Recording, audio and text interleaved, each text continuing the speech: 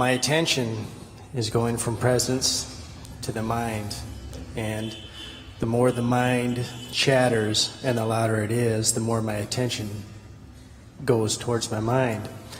My question is, how do I let go of even the attention? Okay. You say that your attention is drifting between the state of presence and towards the mind. So there's this movement. Attention goes towards the state of presence, you say, but sometimes it's also fluctuating and moving towards mind. And the louder the mind stuff becomes, the more the attention is stuck there. Okay? But that is a report you have made. And the report means that attention is going to the state or the sense of presence where it stays. What is that? What knows that attention is gone to presence and now is moved and is going now to mind? What perceives this? Where is the location of that which perceives the attention going to presence and then moving away from presence to mind? First of all, you have expressed a fact. The fact is that whether the attention goes to presence or to mind, it is observed, isn't it? But try and understand that first of all. You say the attention moves to presence. Where is presence? If you don't understand these terms, you will soon come to understand them, even if we don't explain. You see? But you say the state of presence is the feeling of being. It is the most natural thing. We don't have to talk so much about it. When you say or feel I, the feeling I or I am, it means I exist. I am. Am means to be. I is what? Which is the I that is being. I'm going to make it easy. Just I refers to consciousness. I, consciousness, am. And I am here. That's what the sensation is. I am here.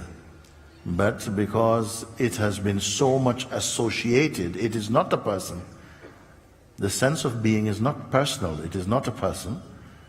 But because of habit and conditioning, whereby we believe that we are our bodies, we will gradually come to see how that took place, and that we are our minds or conditioning and personalities and so on. Because of this belief, the I, which is actually the purest form of consciousness in manifestation, that I gets somehow converted into being a person. You see? So often when we speak I, and if you listen carefully when people are speaking, they don't know you're listening, and you see when they say I, what are they referring to? They often are referring to their person, their personality, their sense of themselves as person.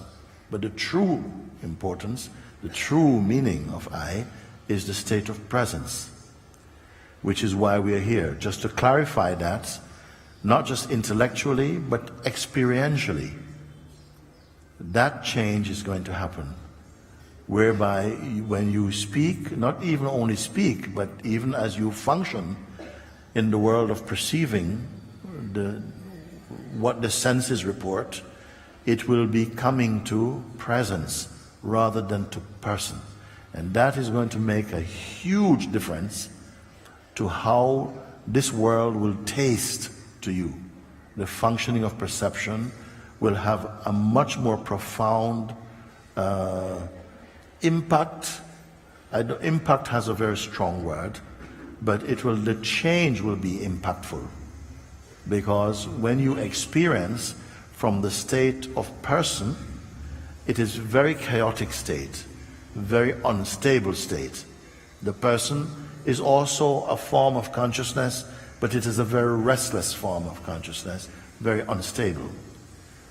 Presence however, is very different. When we perceive from the place of presence, your field of view is more panoramic, more open, more all-encompassing, more silent, more joyful, more wise. So we can live a long time in the false idea of self, which is personhood or ego, until whatever the trigger is that helps us to begin to move away from the limited perspective of personhood and into the broader field of presence. You see? So I just use this moment to clarify a little bit. We will go over this again and again. So, what you are speaking, you say, I observe my attention going towards presence, and then going towards person or going towards the mind. And sometimes the mind becomes more and more loud. You see? And then I ask in turn, but both the sense of presence and the attention and the sense of mind are all perceived. Would you agree or not? Yes. Yes. Because then, if not only the mind and the thought activity is perceived, and nobody can refute that, the thought activity is also being watched, but the sense of presence also is watched. And if the sense of presence is watched, it must be watched in or by something more subtle than presence. Would you not agree? You see? And even the attention, which is one of your most powerful instruments, the attention, because wherever attention goes, you're registering that as your experience. So attention has been put forward as one of the most powerful expressions of consciousness. But you are declaring that even the attention is observable. So therefore, something is more subtle than the attention itself.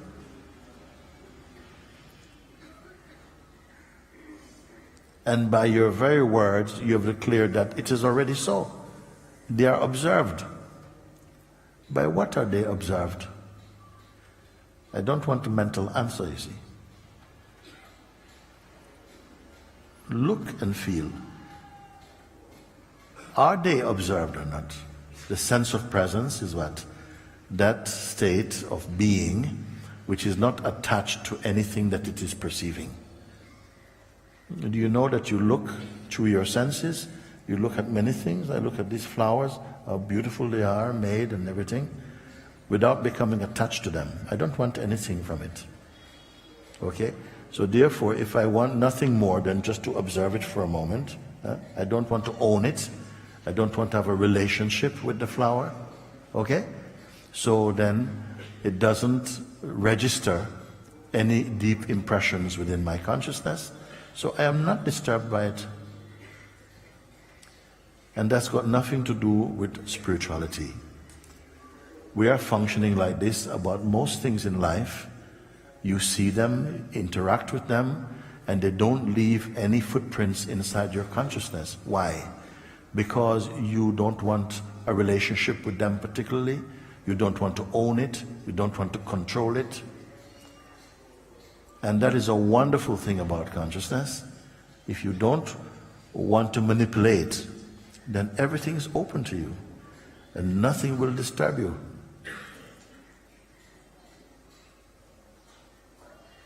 So the fact that we are perceiving doesn't necessarily lead to attachment to the objects of perception.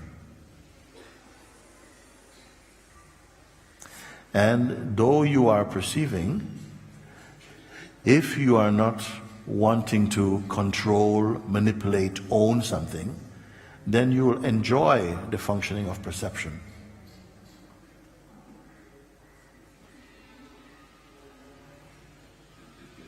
I ask something which is not an easy answer for most people, because your mind you can observe much more easily. You can say, whoa, my mind is whoa. It's like it's going to burst open, my head is going to burst open with thoughts. There's so much pressure going on. So there's something aware of this pressure. So if I say to you, just let that pressure be for a moment, okay? But just stay in the place of the awareness of it. Just be the awareness. And almost immediately, if you follow that instruction, it will create a change in the sense of pressure or strain, because you're not feeding that pulsation. You're paying attention to the awareness in which it is recognized. That simple change of attention will create a different environment. And the more you discover this, the more you feel, whoa, can I do it with anything else? I say, you can do that with everything. So if you say you've understood that you say the attention goes to presence, but then if it will stay with presence, it will be fine. But sometimes it goes to the mind, and the mind is loud, and I don't like that. How can I keep it to stay in presence? Would that be your question? Yes, sir. Yes. So how can the mind, the attention just stay with presence? The habit will change. How did it come to start going to the mind? What makes it go to the mind? The mind is always chatting something, always giving you some instruction, always telling some lies or exaggerating something. What's the attraction with that? Because it is also a creative area of creative possibilities and attachments, identity. All of this is part of the mind's function and play. So we have some interest in that, of course. We have a love-hate relationship with our minds. When you want something from the mind, you very much like it. But when it crosses the line without your permission, you don't like it. And you say, okay, mind, enough, go. And you go, I like it here. You see? And then you say, oh my gosh, I cannot control my mind. How can I control my mind? Leave it alone.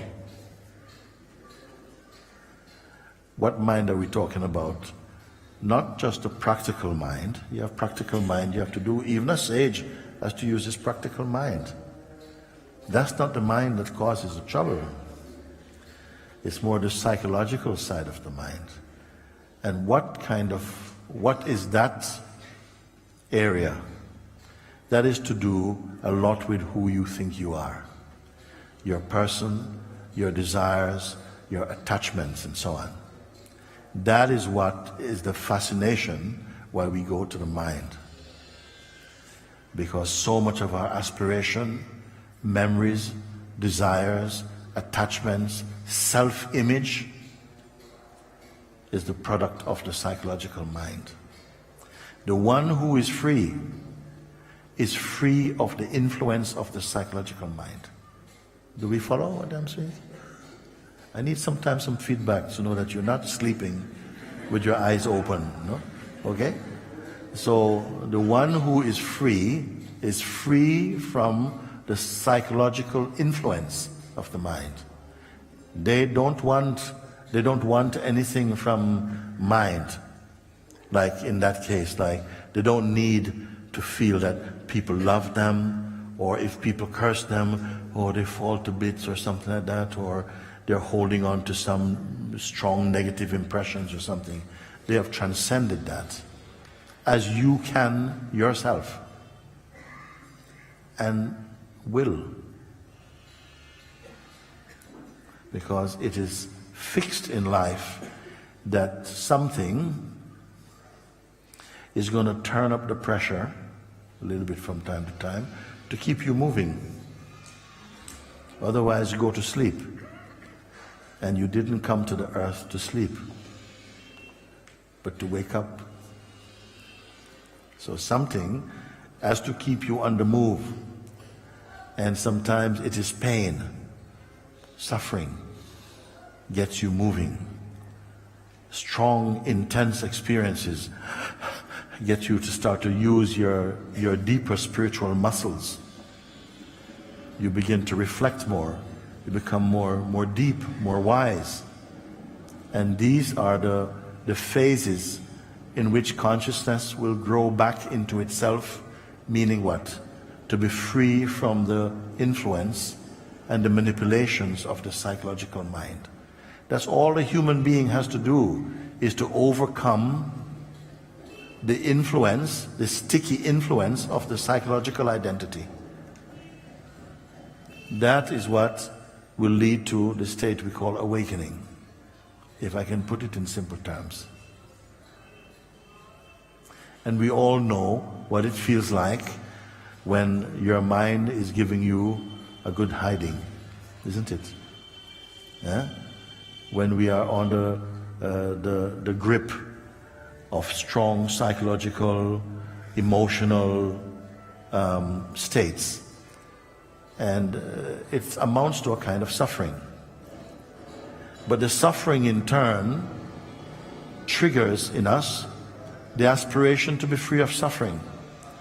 And once you are developing the aspiration to be free of suffering, you become more open. You have to become more open, enough to be guided out of your state of suffering. So sometimes like this, I have to use your question a little bit to broaden things out a little bit so that we can see in a more holistic way. And all of this is going to help you in some way to just to see in a more, from a more aerial point of view, rather than from seeing from positions of ego.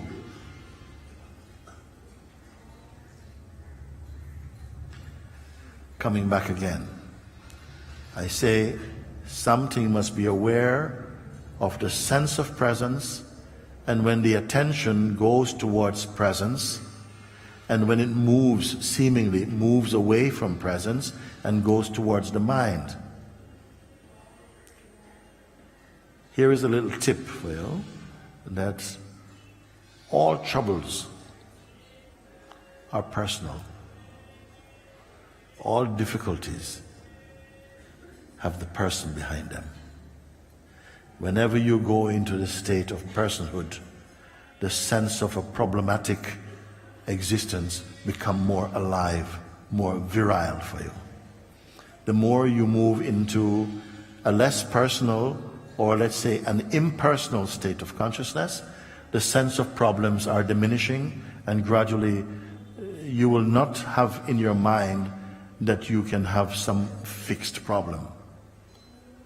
A problem does not exist apart from the thinking mind and the sense of the person in it. This is going to be demonstrated over and over and over again.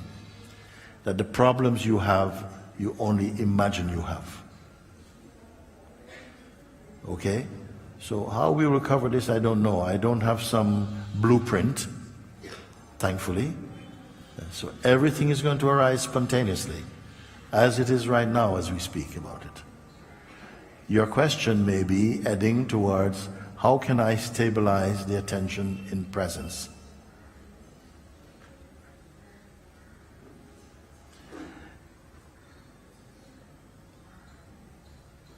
If I ask you, not just you, anyone who wants to join in, any question I'm speaking about, anybody can join in, okay? That's economics. Because I can't go to each one like this, so anyone can be on this boat. If I were to ask you right now to leave this question aside, how can I stabilize the attention in presence? So leave this question now. Don't pick up any new question for a moment.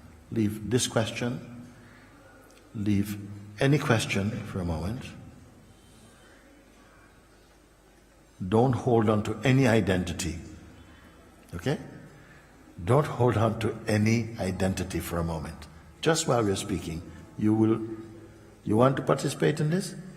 Because we can get somewhere right now. You don't hold on to anything. Empty the mind of all its obsessions or contents. Meaning what? Just leave it aside. Don't give any further attention. Don't be holding on to any favorite concepts for a minute. Just put everything down. No pockets, empty-handed. Can we do this? Leave everything aside now. And don't pick up any new concept. Done. Somebody say done. Okay, done. Okay. Well done, we'll see. Now from this place, if you followed my advice, it leads you to somewhere. You're discovering something. You're right here. Don't collect anything. Don't push anything. You've already left every idea aside for a moment. No? And you're not picking up anything new. Speak from this place something. I love you.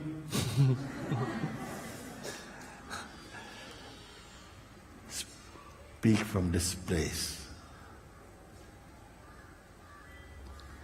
Don't hold on to any concept at all. First of all, you can do it, and remarkably quickly also. You're not holding on to any idea, but you're not suffocating your senses. Let the senses breathe. Let them be. Yes. Don't be a manager. Let the senses function by their own laws. You don't hold on even to the sense I. Even to the sense I and its content for one moment. Don't touch anything. No. And give me some feedback of what is your state right now.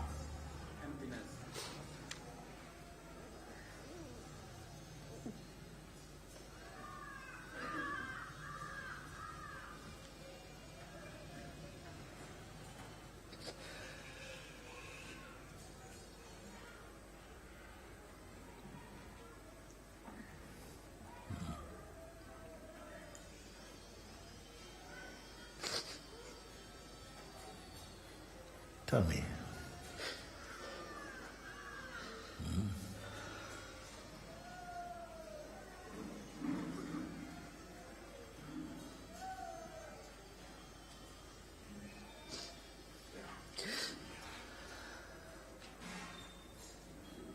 What is happening there?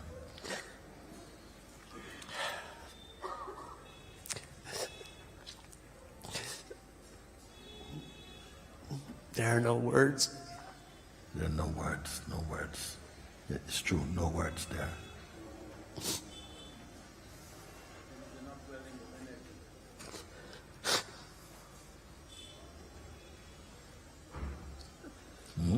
Where are these tears coming from?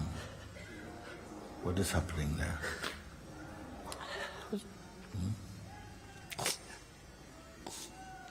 I don't even know. You don't know. That is perfectly okay.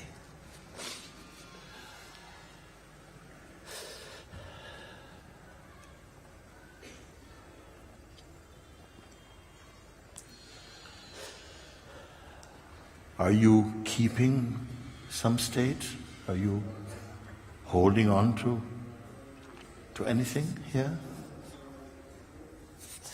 Something feels like it's trying to. Yeah, something feels like it's trying to hold on. So again, you don't touch this thing.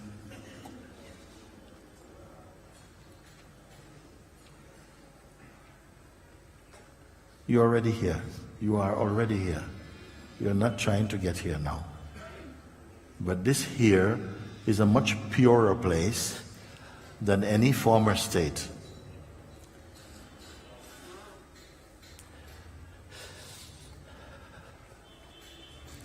And sometimes the mind is saying, okay, all right, we've done it. Come, let's get back to real business. Let's come back to reality, or whatever it is, okay? But that's just another thought. It's just here. It's just here. When does this finish?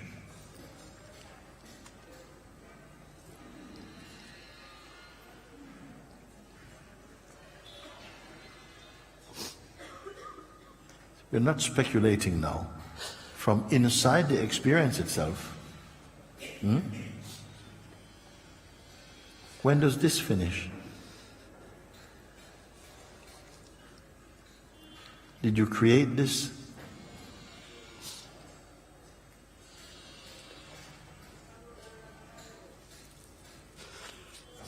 Again, you're not holding on to any state. I'm not asking you to create or to visualize something. Because any object visualized is only another image. It will pass and be replaced by another image. So don't engage with any images or any concept or any idea about self, nothing at all. Leave everything. When you leave everything, you'll come to a point when there remains something here which cannot be taken out. It cannot be put aside. Are we on the same page with this? Because you are the only one who can validate what I'm speaking. If you follow, you will see, but where are you now?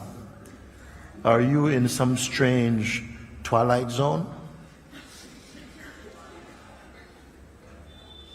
How are you feeling when you're not attached to any particular concept? Any intention? Any object? Are you well? Are you lacking something? Are you missing something important?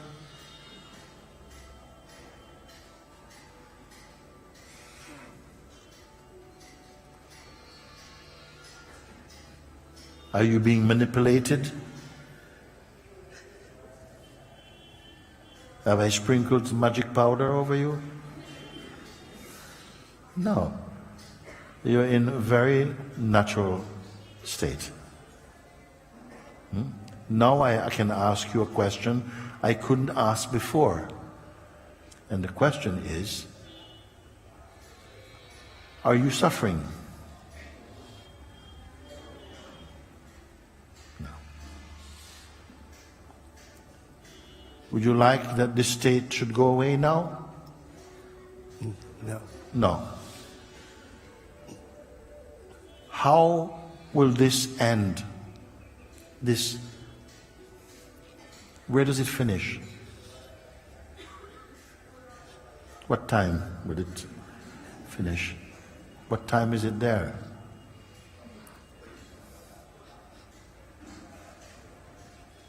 You say, I'm fine here. I'm not troubled, I'm not suffering. Some may even feel very relaxed and happy and, wow, this feels very good. Okay? Where does it finish? Or where does it fade? Does it begin to fade away?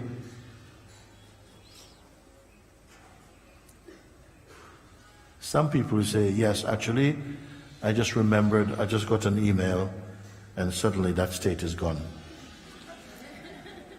The email didn't say that state is going to go, okay? But I read the email and somehow the state is gone. So while it is here, tell me if it can go.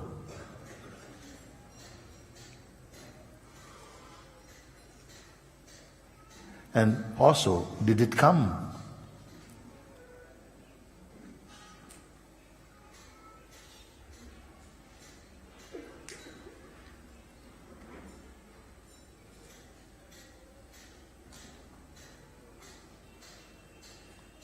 So I'm referring to this state as your natural state.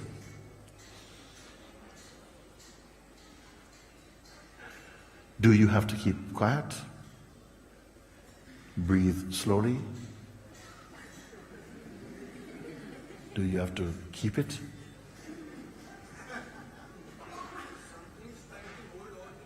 Huh? He says there is something that's trying to hold on to it. Now some people may feel, they may even say, how can I keep it, Mooji? How can I keep it? I'm saying, how are you keeping it now?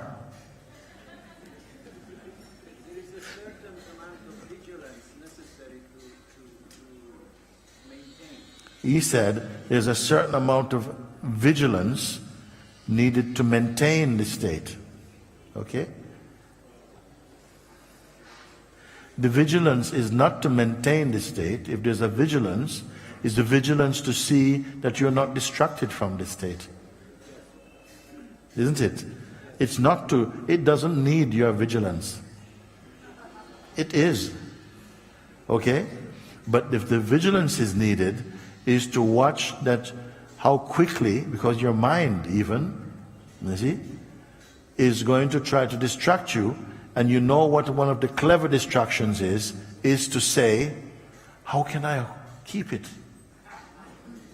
Well, it cannot be kept.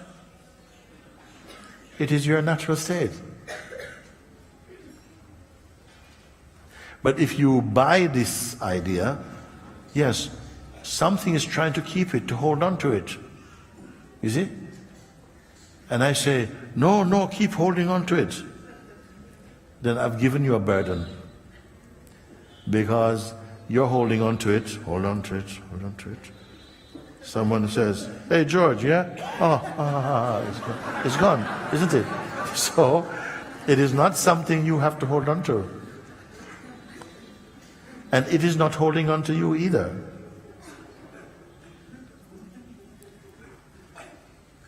So, these are merely thoughts. They come. How can I keep it? Very clever, you see? Because the minute you start to want to keep it, you find you cannot keep it. It's gone. Then you say, oh my God, it's gone. You see? And these are just the illusions that are playing. Actually, nothing has happened. It is still the same. Don't pick up any new thoughts. You don't need them. We always feel that you need to prepare your lunchbox of thoughts for your picnic of confusion, basically. Okay? I'm going to meet this person, I must practice what I'm going to say. People even spend time in front of the mirror saying, okay, I don't like that. Okay? We are afraid somehow to just be. It's like you have to be prepared. And nothing can prepare you for what you don't know is going to happen. Your best preparation is to be in your natural state of emptiness. But our culture and conditioning makes us afraid to trust that. You feel, if I don't practice, I won't know what to say. But when you practice what to say, and you say it in the moment, it's always out of sync with what is needed in that moment. Like the person who practices a speech 1 week before, and now delivers the speech, and nobody can listen to it. What the hell is he talking about? Because you're not in synchronicity. You don't trust yourself. You don't trust your audience. You don't trust consciousness. So how are you going to manage in this world? You're always out of sync.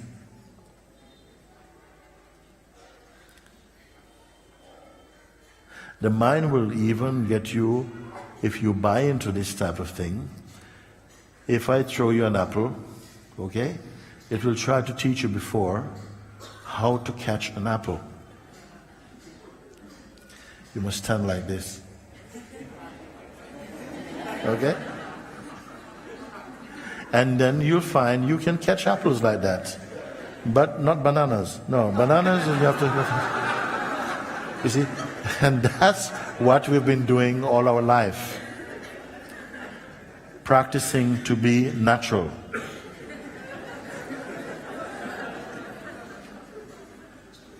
Natural does not need any practice. So if there's a practice, it begins to be how to avoid developing something you don't need. And this is what is going to take place a bit. No matter how much you rehearse and practice for life, you will never be in sync as much as one who is naturally awake and is totally unprepared in the way that you are thinking. They are totally meeting life spontaneously, intuitively, fresh.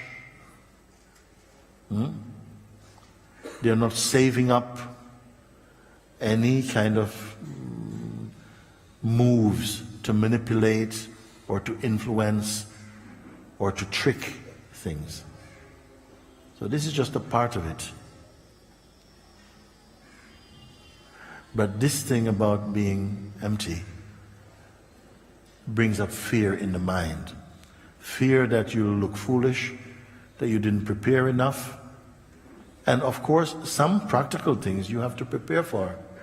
If you have never cooked an omelette, and then you have invited a lot of people home for an omelette evening, and you have never cooked, then you may need a little practice. But you don't need any practice to be what you are.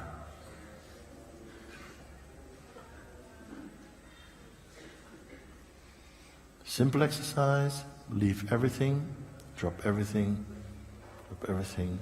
come back until there's nothing more to drop.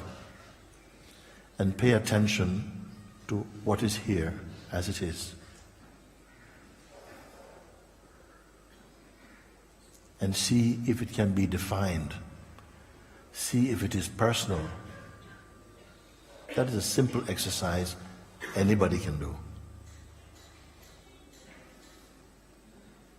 Often people ask, how can I balance my spiritual life with my daily life? You see? That's a very big thing. How can you balance? So I say, for you, I have very good news. Forget about it. You cannot balance anything. This you that you're speaking from is already an imbalance. You see? In your natural state is not concerned about balance. Sometimes people say, I've been doing the inquiry, but I cannot say to anyone, I cannot say, yes, okay, I am that. I said, well, who's asking you to say you are that? When something is natural for you, you don't go about declaring it. You don't go about saying, hey guys, look, I'm breathing. No, you don't say that because it is totally natural for you. So if you say, look, I'm the awakened one, okay?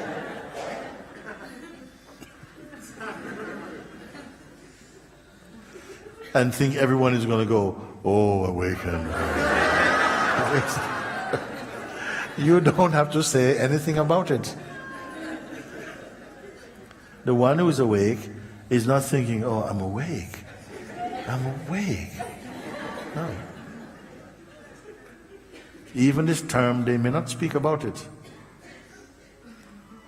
You will speak about it until it is clear for you, and then it will not happen. You will not have to speak about it.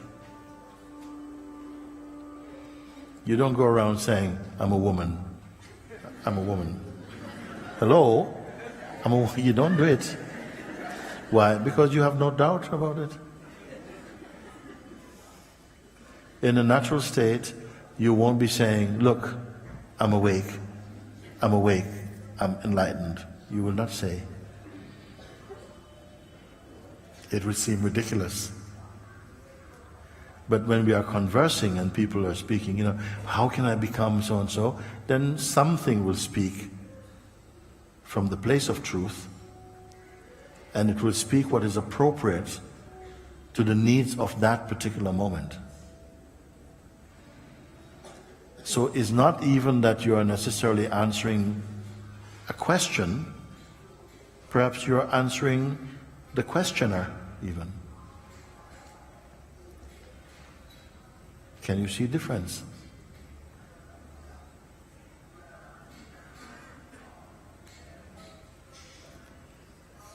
Not everyone understands in the same way. Not everyone understands in the same way. So if you have a kind of a ready-made answer, life doesn't work like that. In that moment, if you are attuned, then what you speak, you may be listening to yourself for the first time. It can happen like that. Have you not surprised yourself? Okay. Thank you. Thank you.